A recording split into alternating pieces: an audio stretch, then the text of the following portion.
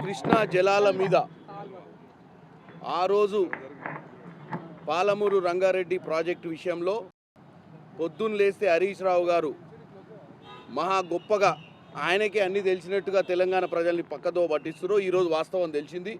నేను ఒక్కటి విన్నపించుకుంటున్నా. ఈరోజు ఇరిగేషన్ మినిస్టర్ గారికి, రేవంత్ రెడ్డి గారికి రేపటి నుంచి అసెంబ్లీ నడుస్తుంది కాబట్టి ఏదైతే తుమ్మిడిహట్టి నుంచి ప్రాజెక్ట్ని ఆ రోజు 30,000 కోట్ల ప్రాజెక్ట్ని 89,000 కోట్ల ప్రాజెక్ట్ అంచనాలు పెంచి మేడిగడ్డకు షిఫ్ట్ చేసిర్రో కమిషన్ల కోసం, అదేవిధంగా పాలమూరు రంగారెడ్డి ప్రాజెక్ట్ని కూడా జూరాల నుంచి శ్రీశైలం డ్యామ్కి తీసుకుపోవడానికి కూడా అదే కారణం. కాబట్టి గతంలో ఏదైతే పీసీ ఘోష్ కమిటీ వేసి ఇండిపెండెంట్ జ్యుడిషియల్ ఎంక్వైరీ చేసిర్రో డెఫినెట్గా 10 ఏళ్ల బీఆర్ఎస్ పాలనలో కృష్ణా జలాలపైన కూడా పాలమూరు రంగారెడ్డి ప్రాజెక్టు విషయం మీద కమిషన్లు దండుకోవడానికి ఆ రోజున్నటువంటి కాంట్రాక్టర్లు కేసీఆర్ గారు, హరీష్ రావు గారు ఇరిగేషన్ మంత్రిగా ఏదైతే దోచుకునే ప్రయత్నం చేసి 35,000 కోట్ల అంచనాలతోటి జూరాల మీద జరగాల్సిన ప్రాజెక్ట్ని దగ్గర 60,000 నుంచి 55,000 పైచిల్కు తీసుకుపోవడానికి కారణం ఏందో ఇమీడియట్గా ఎంక్వైరీ పెట్టాలి.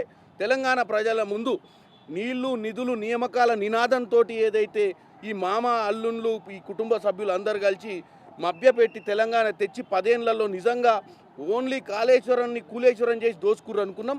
ఈ పవర్ పాయింట్ ప్రజెంటేషన్ తోటి తేట తెల్లమైందంటే వీళ్ళే 299 టీఎంసీలకు ఒప్పుకొని వీళ్ళే పాలమూరు రంగారెడ్డి ప్రాజెక్టు అనుమతులు ఇచ్చినా జూరాల మన దగ్గరున్న జూరాలలో వద్దని వాళ్ళు కావాలని శ్రీశైలం డ్యామ్కి షిఫ్ట్ చేసి అంచనాలు పెంచి, ఎందుకంటే హైట్లో ఉన్నటువంటి నీళ్లు ఎత్తిపోతలు ఈజీ అయ్యే జూరాల నుంచి ఇంకా దిగువ ఉన్నటువంటి శ్రీశైలం నుంచి ఎత్తాలన్న ఒక దరిద్రపు ఆలోచన 22 లిఫ్ట్లతో పోయేదాన్ని 30 లిఫ్ట్ల దాకా తీసుకుపోయి అంచనాలు పెంచి ఈరోజు పాలమూరు రంగారెడ్డి ప్రాజెక్ట్ మనకు దక్కకుండా చేసి అన్ని అనుమతులకు నిరాకరణ కావడానికే వీళ్ళు కారణమని ఈరోజు తేట తెల్లమైంది.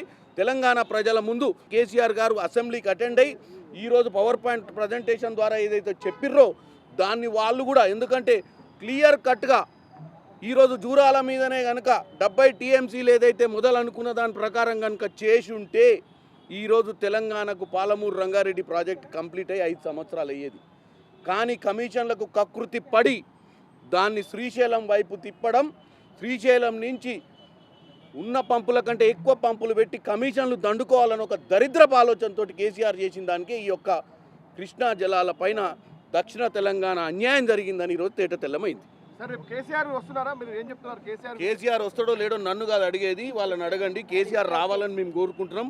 ముఖ్యమంత్రి రేవంత్ రెడ్డి గారు 2004 నుంచి 14 దాకా ఏ నాయకులైతే ఉద్యమంలో పాల్గొన్న సీనియర్ నాయకులు ఈరోజు మీటింగ్లో ఉన్నారో అందరినీ ప్రెస్ మీట్ పెట్టి కేసీఆర్ గారిని ఆహ్వానించి నీళ్లు, నిజాలు బయటపడాల్సిన అవసరం ఉంది తెలంగాణ ప్రజల ముందు. ఈ రాష్ట్రం అప్పుల రాష్ట్రంగా మారడానికి కారణం కేవలం బీఆర్ఎస్ వాళ్ళే అని తేట తెల్లమైంది. రేవంత్ రెడ్డి సీఎం గారు ఒక కీలక వ్యాఖ్య చేశారు. హరీష్ రావుని కేసీఆర్ నిర్దేశం తప్పులేదన్నటువంటి ఒక తీవ్రమైన వ్యాఖ్య. డెఫినెట్గా గత పాలకులు, ఆంధ్ర పాలకుల సమయంలో ఎంత నీటి దోపిడీ జరిగిందో అంతకంటే 2 అంచెలు ఎక్కువగా నీటి దోపిడీ 2014 నుంచి 23 దాకా జరిగింది. వాళ్ళు చేసింది అన్యాయం అనే మనం తెలంగాణ తెచ్చుకున్నాం. వీళ్ళు చేసింది ద్రోహం. వాళ్ళు అన్యాయం చేసి ఉండొచ్చు మన నీళ్లు దోచుకుపోయి. వీళ్ళు తెలంగాణ మనకు సెంటిమెంట్ మీద నీళ్లు, నిధులు సెంటిమెంట్ మీద తీసుకొచ్చి నీళ్లను ఎక్కువ వాళ్ళకు అంటగట్టి కోట్ల రూపాయల కమిషన్లు దండుకోవడాన్ని ద్రోహం కింద చూసి నిజంగానే ఉరిశిక్ష చేయాల్సిన అవసరం ఉంటుంది.